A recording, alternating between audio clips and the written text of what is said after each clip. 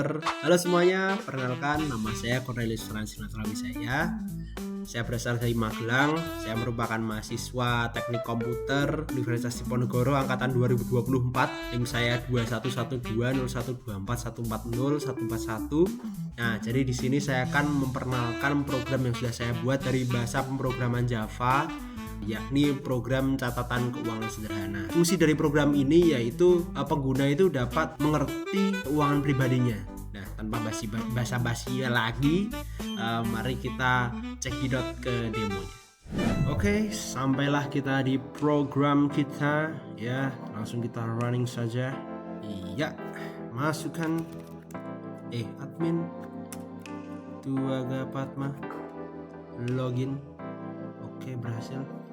Nah, di sini ada tombol-tombolnya, ada undo, redo. Nah, di sini ada combo box, pengeluaran, pemasukan, jumlah, keterangan, bulan, tanggal, tahun. Di sini kita bisa menampilkan saldo. Ya, ini karena saldonya 0 ya. Jadi kok bokeh gitu. Ini buat hapus baris, jadi pilih baris yang akan dihapus. Ini buat refresh. Misalnya kita flash sini pop. Nah, itu. Terus ini buat nyimpennya karena belum ada data, jadi simpannya.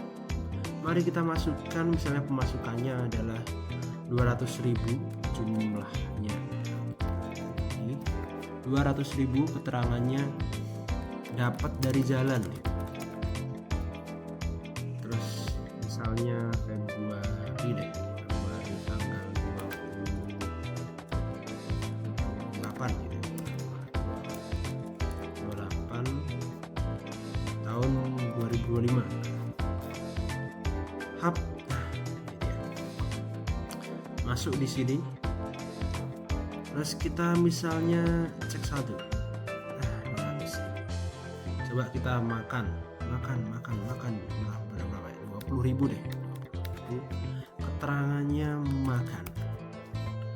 Februari 29 misalnya 2000. Ini karena tahun kabisat jadinya tidak bisa. Jadi di sini ada formulanya. Maret tanggal 1. Oke, 2025. Nah, 20.000 berarti berkurang jadi 180.000. Ya. Jadi kita set di sini karena di bawah 200.000 jadinya kita harus ngirit. Beli yang murah-murah aja. Ya, kita mau hapus ini, kita pencet delete, pop.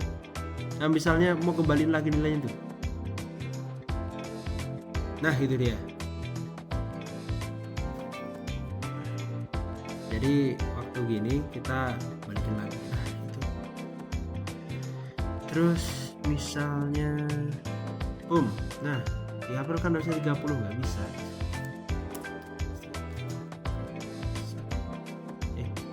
Nah, itu nominalnya nggak bisa, harus berubah angka ya. Jadi 20.000. Nah, misalnya di sini kan saldonya 160.000.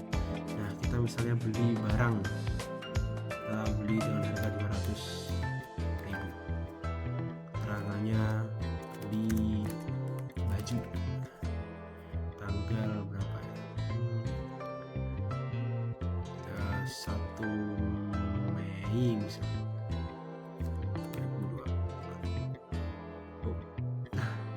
Kita lihat saldonya, ya minus 40.000 cuy, berarti kita ngutang gitu.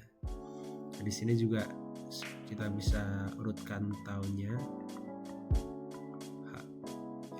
Nah, itu dia, tahun berdasarkan tahun, berdasarkan bulan. Di sini bisa kita urutin. Oke, sampailah kita ke source code dari program catatan keuangan sederhananya ya. Di sini ada kelas main, kelas tampilan, kelas function formula, kelas login page, dan ini ya GUI-nya biasa. Di kelas main ini ada, kita panggil nih login page-nya, ada tambahannya yaitu kalau berhasil. Nah, kita bikin listener di sini. Nah, ini ya seperti biasanya lah. Nanti kalau loginnya sukses bakalan ketutup. Nah, waktu ketutup langsung kebuka nih. makanya kita pakai listener di sini. Langsung aja ke tampilan utamanya. Dari sini pakai javasync biasa gitu. Karena kita mau undo redo jadinya harus pakai stack. Nah, jadi masukkan ke undo stack, redo stack, data stack. Nah, jadi setiap data yang di input itu akan masuk ke dalam satu stack, tapi juga ke dalam satu string. Nah, langsung aja di sini kita ambil deklarasi buat ngambil ini ya, apa data yang sudah dimasukin combo box dan juga text field. Di sini ada button buat simpan, refresh, hapus, saldo button, undo button, redo. Yang paling pertama yaitu simpan button di sini. Nih misalnya nih, ini buat cek data sudah terisi kayak tadi. Kalau belum terisi bakal keluar notifikasi kalau harus semuanya diisi dulu. Nah, lanjut ke ini buat validasi tanggal dan tahun. Nah, ini kita pakai object oriented programming ya. Di sini kita implementasikan dengan membuat kelas. Nah, di sini kelas untuk validasi tanggal ya, tahun kabisat ya, seperti 4 kalau habis dibagi 4, tidak habis dibagi 100, habis dibagi 400 ya. Kalau misalnya kayak tadi yang tahun kabisat itu bakal nggak bisa kalau salah di sini. If function formula, jadi harus valid tanggalnya. Sini Februari ini masukin ke validasi tanggal, harus di bawah 30 dan 31 juga tadi sudah bisa. Nah, terus validasi harus angka. Oh ya, ini jadi harus angka bukan huruf ya, jumlahnya harus angka. Terus masukkan data. Nah, ini buat memasukkan data ke satu array, dan juga ini buat masukin ke tabelnya juga. Ini kan deklarasi bikin tabelnya. Nah, ini disesuaikan, ini sesuai agar tidak salah. Nah, di sini juga kita masukin datanya, kita push datanya ke dalam stack. Ini buat nge-refresh, kalau kita tekan tombol simpan bakal dia nge-refresh. Oh, ini deklarasi buat nyimpen datanya ke dalam stack nih. Kalau nggak ada ini kan dimasukin ke satu row.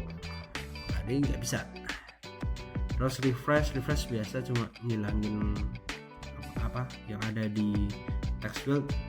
Terus hapus, ini buat menghapus yang ada di dalam tabel.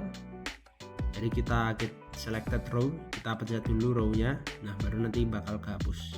Nah, di sini kita juga deklarasiin undo stack. Jadi habis ke pop juga kita push ke dalam undo stack. Jadi nanti data yang sudah dihapus bisa dikembaliin lagi. Terus saldo button ini di saldo button ini kita summon function formula juga untuk menghitung. Jadi kita pakai hitung saldo ini. Nah, ini ya. Pop. Jadi ngambilnya dari default table modelnya ya. Pengaruh banget di sini. Kalau di sini kita nggak deklarasiin Java Swing Default Table Model, nanti nggak bisa keluar di sini. Nanti waktu ditampilin nggak bisa, datanya itu nggak bisa ditampilin di tablenya. Undo redo. Jadi kalau undo stacknya itu tidak kosong, maka akan mengeluarkan data dan menyimpannya kelas action. Bakal disimpan tuh. Nah, itu juga tersimpan ke redo stack. If dalam row-nya itu lebih dari 0, maka akan ngurangin. Kita undo bakal satu baris itu bakal hilang. Nah, ini redo stack-nya juga kita harus deklarasiin biar saling terhubung. Kalau enggak nanti tidak bisa melakukan undo dan redo. Ini juga sama. Jadi deklarasi undo-nya itu kita double nih, yang di undo button sama di delete button. Ini juga harus dideklarasiin juga. Kalau tidak bisa. Dan lain-lainnya biasa. Jadi mungkin sekian yang bisa saya sampaikan. Bila ada kurangan kata dan kesalahan kata, saya mohon maaf. Terima kasih.